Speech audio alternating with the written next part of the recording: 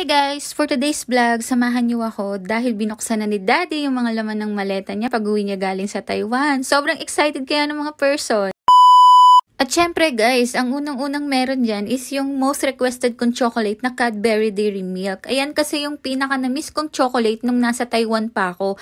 Kasi kahit noon yan, matutulog na lang ako, kumakain pa ako ng chocolate. Alam niyo ba, nakaubos ako ng 2 ganyan, kaya biglang pagdating ng ultrasound ni Baby Brandon, umabot siya ng 3.6 kg guys. Sa sobrang takaw ko sa chocolate. Syempre, bago ako magtawag ng mga bata, kailangan unahin muna yung mga gusto kong kunin bago tawagin ng mga kids. So ayan nga, nung tinawag sila, gulat na gulat sila. Si Ate JB, nakanganga pa. Kasi ang sinabi ko sa kanila, hindi bubuksan ang maleta ni Daddy hanggat hindi pa ako nanganganak, guys. Pero syempre, joke lang yun, no? Sayang yung mga chocolate kasi matutunaw. At ayan na nga, guys, nagkakagulo na ang mga person dahil sa kakaagawan nila ng mga chocolates. Napakadaming chocolates pero talagang nagkakagulo sila. Kanya-kanya silang balot, 'di ba?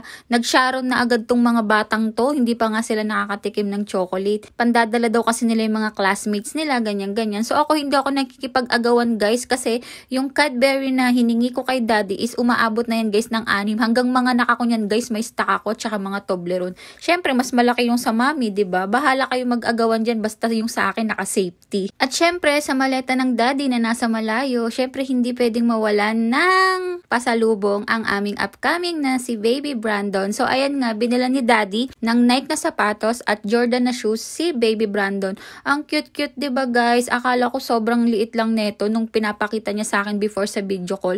Pero ang totoo pala is medyo malaki siya guys. So magagamit niya na to pang 1-year-old na ni Baby Brandon. Itatabi ko na lang muna to guys para pagdating niya ng 1 taon is meron na siyang mga shoes straight from Taiwan. Thank you Daddy sa mga pasalubong sa amin. Syempre hindi rin mawawalan ng bag si Kuya Gian kasi sinasabi ko sa kanya na si Gian nakatatlong bag na simula nasa Taiwan siya. Kaya ayan Gian ha, medyo original na yan Gian, kaya siguro naman kaya mong patagalin ng pagkakagamit yung bag mo na yan, di ba na? Syempre hindi mawawala yung laruan na to na simula nung nalaman ni Daddy na buntis ako, ibinilan niya na kahit ang tagal-tagal ng for the waiting.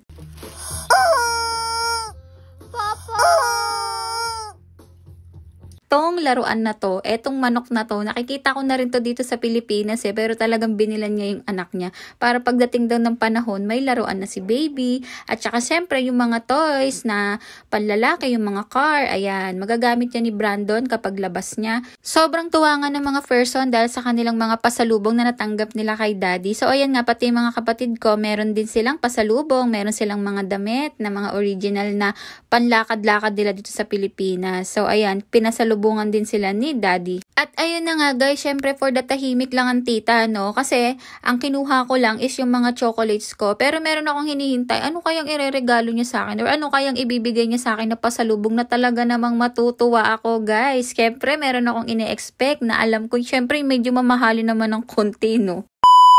At so ayun na nga, hindi na nga nakatiis ang person after ng ilang araw. Ibinigay niya na sa akin o inireveal niya na ang talagang regalo niya sa akin na pasalubong niya sa akin. At ito na nga yun, yung 24 karat na mga pendant na iniregalo niya sa akin. Ito ay ibong adar na siya na 24 karat na pendant gold na merong kasama siyang necklace. Tapos nilagyan niya pa ng extra isang pendant pa na butterfly. So alam niya talagang mahilig ako sa goldies, mga gold alahas kasi talaga ako ay nag-i-invest sa mga gold collection. So marami po akong mga gold. Kahit nung magkasama pa kami sa Taiwan, talaga minsan napapagalitan na ako niyan, kabibili ko ng mga gold. Alam niyo ba yung istorya ng gold na to kung bakit medyo emotional ako for today's video? So masaya talaga ako na mapunta sa akin tong mga pendant na to, etong mga kwintas na to kasi pinangarap ko to guys, nasa Taiwan pa ako. Magkasama pa lang kami guys, pinangarap ko na to. At alam niyo ba guys, sa sobrang tagal kong nagpaparinig sa kanya na gusto ko yung mga kakaibang pendant na yan,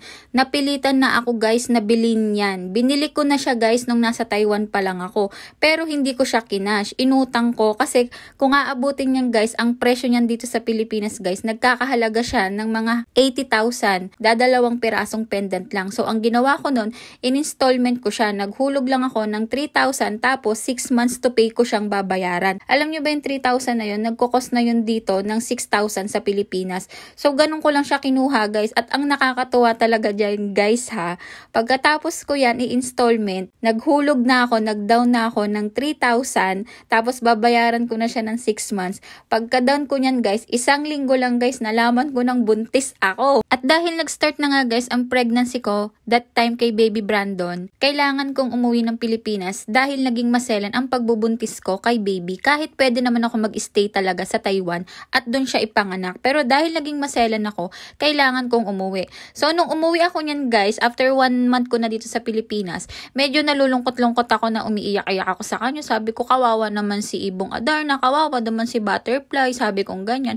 Hayaan mo na lang yung down na yun kasi sabi ko, pag nag-down ka na doon, hindi mo na siya pwedeng bawiin. Kunin mo man ang item o hindi. So talagang hinayaan ko na lang. Winala ko na sa sarili ko na sabi ko, baka sa susunod na lang ako makakabili, baka hindi sa ibang bansa, baka dito lang sa Pilipinas ako makabili, ganyan-ganyan. Hinayaan ko na, nilet go ko na yung talagang pagkakagusto ko sa mga alahas na yan. Talagang kinalimutan ko na nga kasi ayoko naman na humingi ako sa kanya.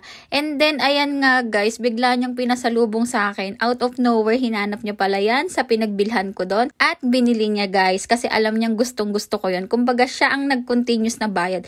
Actually, hindi niya nga guys continuous na bayad kasi kinash niya agad yan bago siya umuwi. Kinuha niya pa rin yung mga alahas na pinapangarap ko. So, thank you Daddy. Maraming salamat sa mga pasalubong mo Daddy. At huwag kang mag-alala, iingatan namin to. Lalong-lalo na tong ibinigay mo sa akin. Talagang iingatan ko to ng habang buhay. Maraming salamat!